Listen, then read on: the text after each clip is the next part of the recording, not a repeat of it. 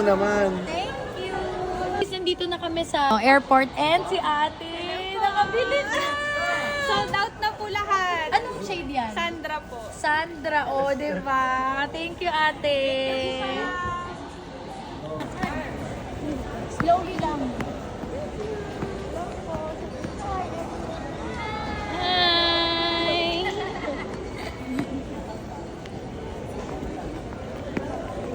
Hello, guys. Hi, kila ate. Say hi. Hi. Say kila. Hi, kila ate. Hi. Hi, ate. Cute.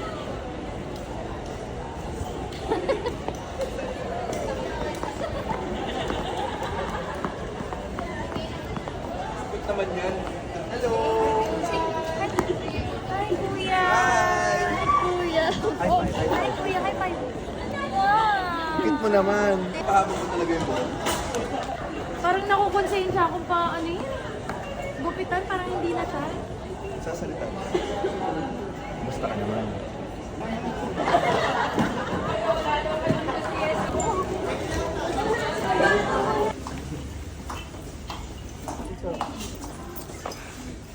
Send mo. Send mo kay F.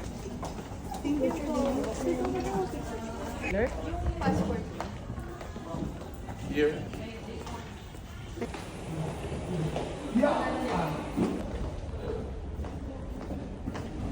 So, kakain muna kami, guys. Oy, ang bata naman. Sitting pretty naman. Say hi. Hi, smile. Smile. Oy, Spider-Man na naman.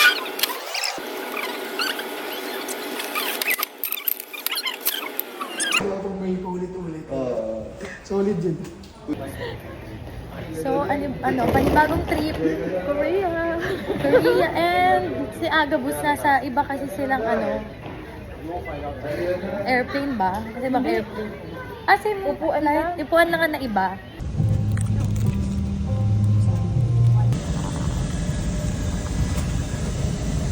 Jet.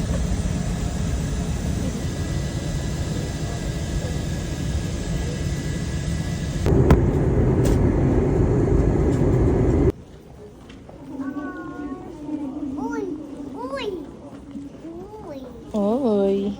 Bakit na ba naglalakad ako, may nagpe-play sa utak ko na kanta?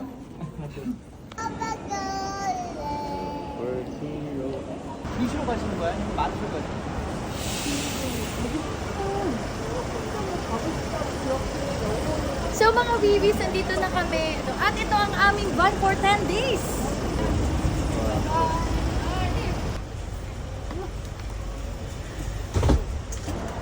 Let's learn again.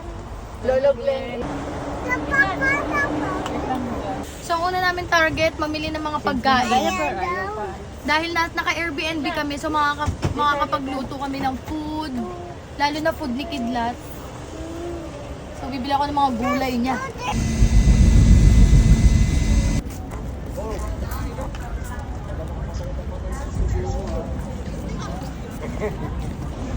Sumusundo na sa akin.